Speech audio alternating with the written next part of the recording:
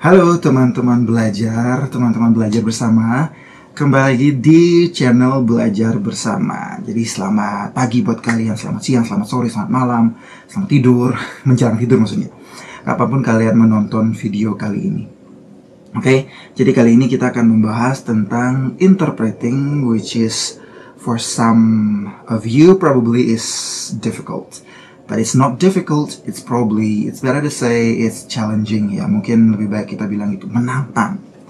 Nah, untuk membahas definisi dari interpreting, jadi ada beberapa poin nih yang akan kita lewati untuk pembahasan definisi dari interpreting, oke?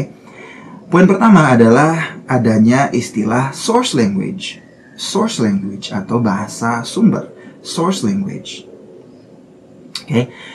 Terus istilah kedua adanya target language atau bahasa target, TL. Okay? Source language and target language. Itu adalah dua istilah yang mengawali penjelasan atau pembahasan definisi dari interpreting. Nah, sekarang kita masuk ke definisinya interpreting itu sendiri.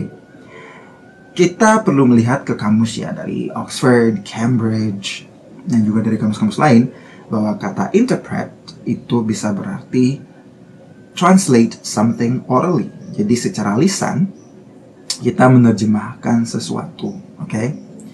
Secara lisan, kita menerjemahkan sesuatu. Jadi interpreting itu adalah menerjemahkan secara lisan. Okay. Nah, apa itu proses penerjemahan? Mungkin kan berpikir, terjemahan itu mentransfer nih bahasa dari source language ke target language. Misalnya, source language-nya bahasa Indonesia, terjemahin ke bahasa Inggris. Atau source language-nya bahasa Jepang, terjemahin ke bahasa Indonesia. Ya benar, nggak salah gitu kan. Menerjemahkan bahasa atau mentransfer atau mengconvert, merubah dari bahasa Indonesia ke bahasa Inggris. Misalnya, go, dari bahasa Inggris, go ke bahasa Indonesia, pergi gitu. Ya, nggak salah gitu kan. Cuman kalau kita melihat lebih dalam lagi, penerjemahan itu tidak hanya mentransfer bahasa, tapi dia mentransfer banyak aspek dalam bahasa. Itu dari sisi informasinya, ketika kalian mentransfer dari source language ke target language, informasinya nggak boleh salah. Ketika di source language itu ada informasi A++, kalian mentransfernya ke target language itu harus A++. Atau mungkin sedikit kurang A+, plus minus dikit lah gitu. Jangan sampai kalau di source language A++, informasinya pas kalian terjemahin ke target language tiba-tiba jadi B minus gitu. Itu jauh banget, itu malah menyesatkan orang. Oke, jadi sekali lagi terjemahan itu tidak hanya mentransfer bahasa, tapi juga mentransfer informasi yang ada di source language ke target language. Nah, untuk menerjemahkan informasi itu sendiri itu banyak aspek yang terlibat di dalamnya. Ada dari sisi budaya misalnya ya kan, ada mungkin benda-benda yang terkait budaya misalnya tidak bisa kita terjemahkan, gimana nih caranya gitu.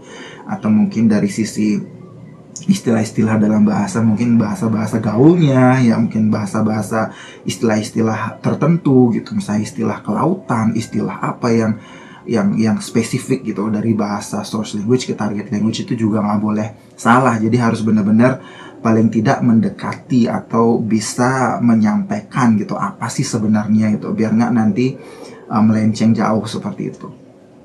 Oke, jadi sekali lagi menerjemahkan, interpreting, menerjemahkan secara lisan. Yang namanya menerjemahkan tidak hanya mentransfer atau merubah dari bahasa satu source language ke bahasa target language, tapi juga mentransfer informasi yang terkait dengan aspek budaya dan hal-hal lainnya dari source language ke target language.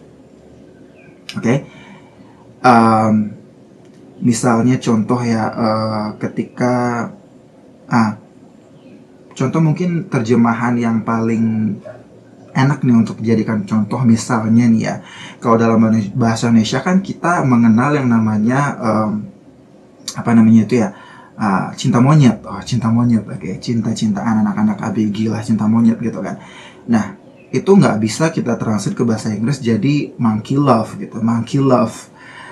Kalau dalam bahasa Inggris kita sesuaikan lagi dengan kosakatanya mereka, sesuai dengan aspek budayanya, aspek istilah-istilah yang mereka punya gitu kan.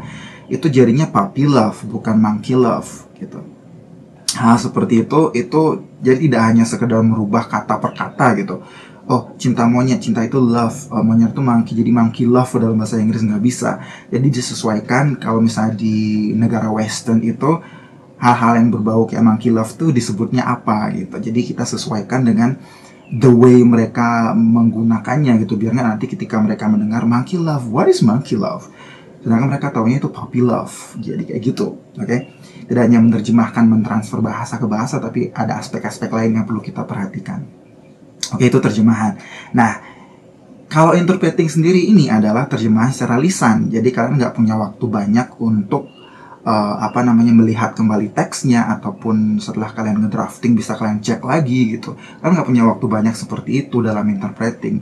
Beda halnya dengan translating. Kalau translating kan translation, interpreting sama translating ya. Kalau translating itu kan dia nulis kan. Jadi kalian tuh punya waktu lebih banyak untuk ngecek lagi gitu kan, ngedraft lagi, ngecek lagi, redrafting lagi, ngecek lagi, dan seterusnya gitu.